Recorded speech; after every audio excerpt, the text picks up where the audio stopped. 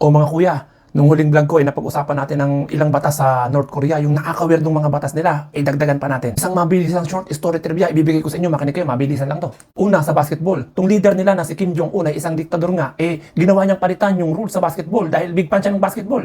Sa North Korea, ang dunk ay merong 3 points at ang free throw ay merong 4 points. At pag umabot ka sa last 3 seconds at na-shoot mo ang bola, ay meron tong 8 points. Yes! Bawal na bawal ka magsuot ng kulay blue na pantalon sa North Korea. Ang kailangan mo lang isuot, o pwede mo lang isuot ay itim. Bawal sa North Korea ang Bible kahit naniniwala sila na Western influence ito at ayaw nilang mahaluan ng ibang kultura ang kanilang paniniwala. Pagdating naman sa election, oo, may election nga at bibigyan kang balota. Pero pag binuksan mo yung balota, isang pangalan lang ang nakalagay doon. Yun si Kim Jong-un. No choice ka, boy.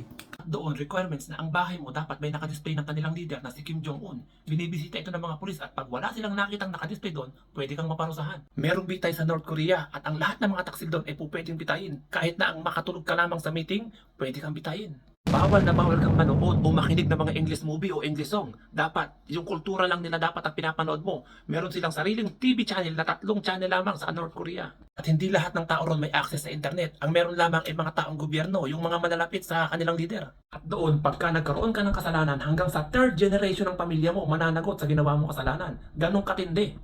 At doon, tuwing gabi, walang kuryente. Sa araw lang binubuksan dahil nga meron silang energy crisis. Naghihirap na nga, nagyayabang pa. At kung tayo sa Pilipinas, nakakagawa tayo ng hairstyle na gusto natin, doon meron lamang silang sinusunod na hairstyle na inilabas ng gobyerno. Yun lang ang dapat na gupit mo.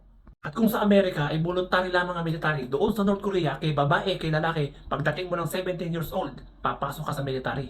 Doon walang international call. Wala kang pwedeng access sa labas ng bansa mo, kundi doon lang sa loob ng North Korea.